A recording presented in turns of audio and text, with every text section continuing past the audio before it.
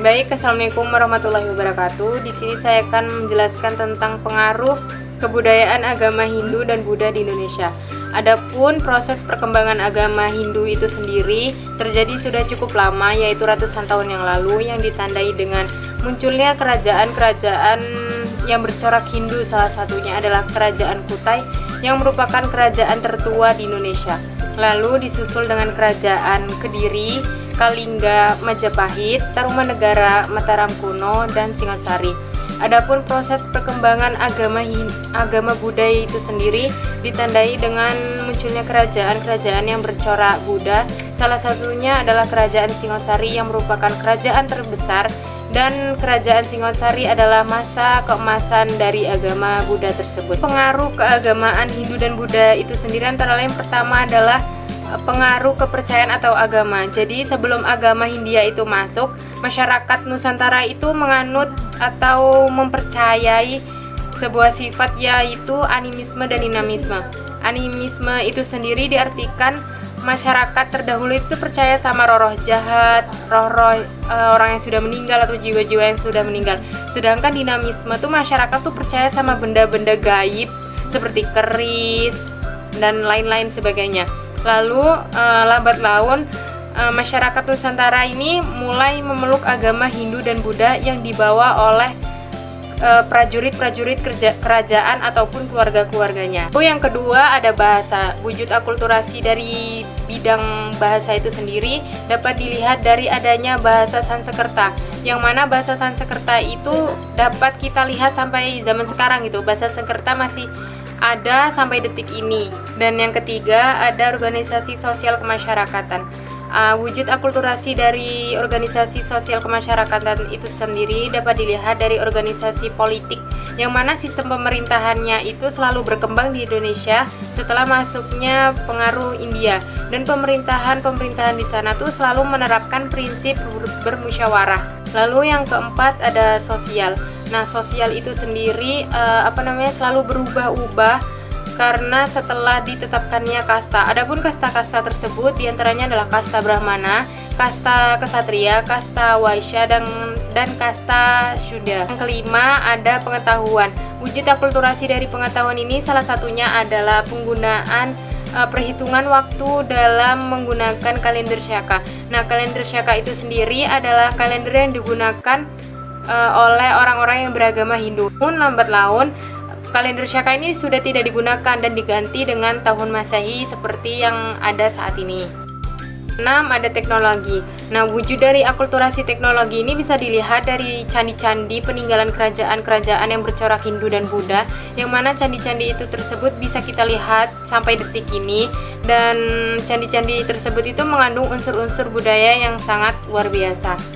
Dan yang ketujuh ada kesenian. Kesenian itu sendiri dibagi menjadi 4, yaitu yang pertama seni rupa, yang kedua seni sastra, yang ketiga seni bangunan, yang keempat seni pertunjukan.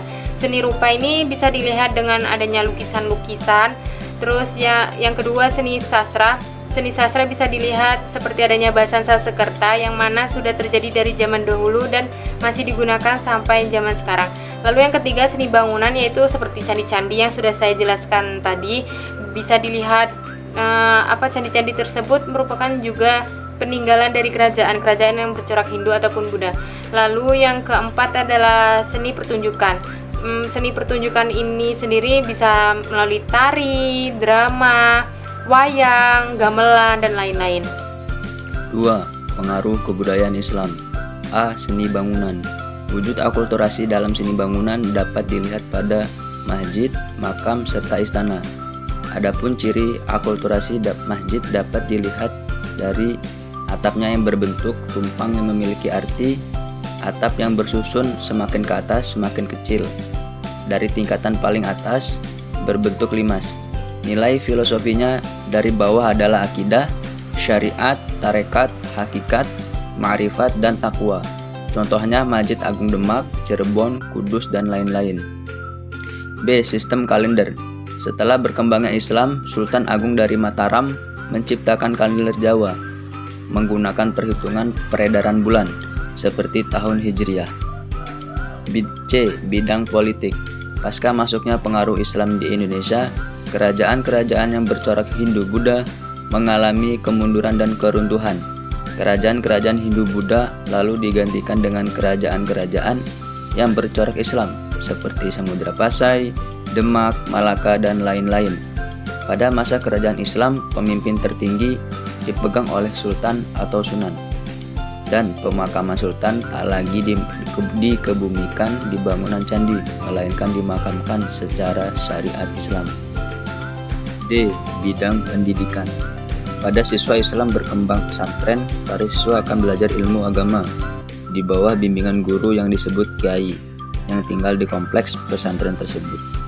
E. Bidang sosial.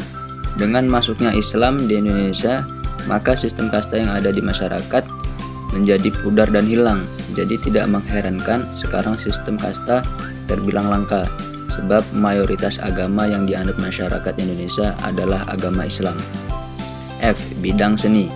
Pengaruh kebudayaan Islam terlihat ketika seni patung digantikan dengan seni kaligrafi. Selain itu, seni tari juga mendapat pengaruh etika. Adanya tarian-tarian yang bernafaskan Islam, seperti tari Sudati, dan juga pengaruh Islam yang seni wayang. Hal ini bisa dilihat dari wayang Kalimasodo yang diciptakan oleh Sunan Kalijaga sebagai media penyebar agama Islam.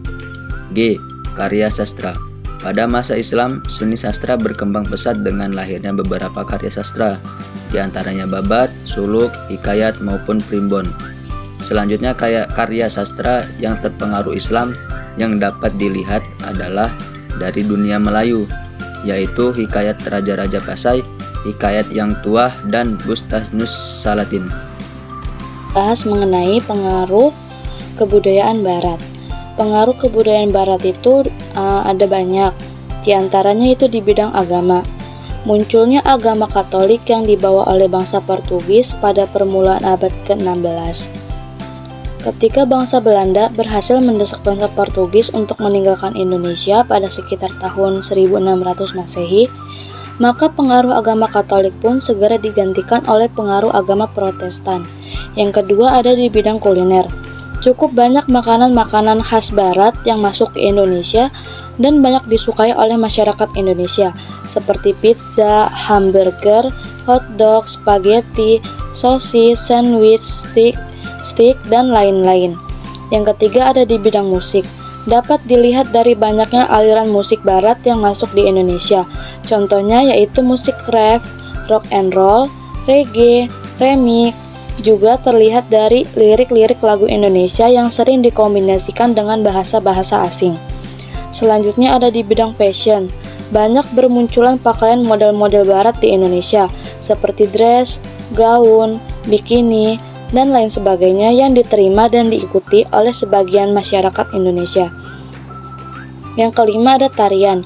Tarian-tarian barat juga mulai berkembang di Indonesia, seperti breakdance, tango, caca, dan balet.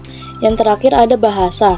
Masyarakat Indonesia dapat mengetahui dan mempelajari bahasa asing yang masuk dari negara barat seperti bahasa Inggris, bahasa Belanda, bahasa Perancis, dan lain sebagainya. Sekian presentasi dari kami.